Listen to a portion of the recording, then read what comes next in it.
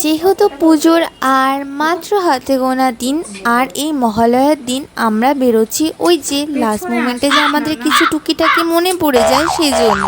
আর আমার বেরোনোর সময় মনে হচ্ছিল আমার এই ঘড়িটি পরে ফেলাই উচিত। আমি কিন্তু এরকম দুটো ঘড়ি কিনেছিলাম, বাট এই ঘড়িটি পরতে কিন্তু আমার অনেকটাই টাইম লাগে, তাই আমি এখানে অনেকটা টাইম ধরেই পরে যাচ্ছিলাম, কিন্তু বনু কিন্তু পেছন থেকে আমাকে প্রচন্ড জ্বালিয়ে যাচ্ছিল। দেন আমি ফাইনালি তো রেডি হয়েই যাই। সবার ফার্স্টে কিন্তু আমরা একটু টুকিটাকি মানে এরকম কসমেটিক্সের দোকানে চলে যাই এই নেল পলিশ আর সাথে কয়েকটা টুকিটাকি কানের কেনার জন্য। আমাকে না এই মার্চে নেল পলিশের কালেকশনগুলো দেখাচ্ছিল, আমার কিন্তু এটির প্যাকেজিংগুলো বেশি কিউট লাগছিল। আর আমি কিন্তু রিসেন্টলি আমি এটার একটু বেশি শপিং করে নিচ্ছি, কারণ আমি কিন্তু একটু মাস্কারাও নিয়ে নিয়েছি। যদিও আমার ওই মাস্কারাটা অত বেশি পছন্দের নয়, কিন্তু আমার বোনের অনেক বেশি পছন্দের। আর হ্যাঁ, এই দোকানটিতে কিন্তু এই কিছু কিছু ইউনিক টাইপসের নেক পিসও ছিল, যেগুলো আমার মোটামুটি ভালোই পছন্দ হয়েছিল। দেন সেখান থেকে কিন্তু আমরা চলে যাই ওষুধের মেডিকেল শপ থেকে বেরিয়ে ফুচকার দোকান। ফুচকা না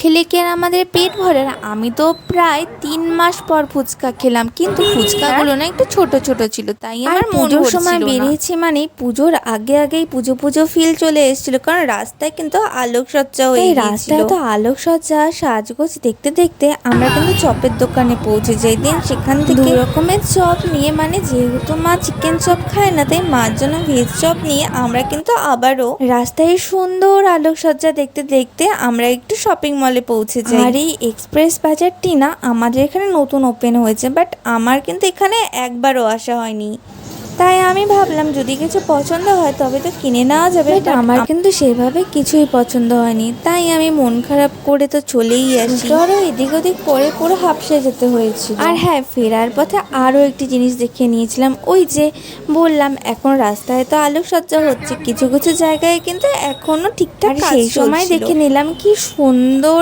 এই জিনিসটি পুরো দড়ির মাধ্যমে তুলে নিচ্ছিল। আর সেটি দেখে কি আমি ভিডিও না করে থাকতে পারি?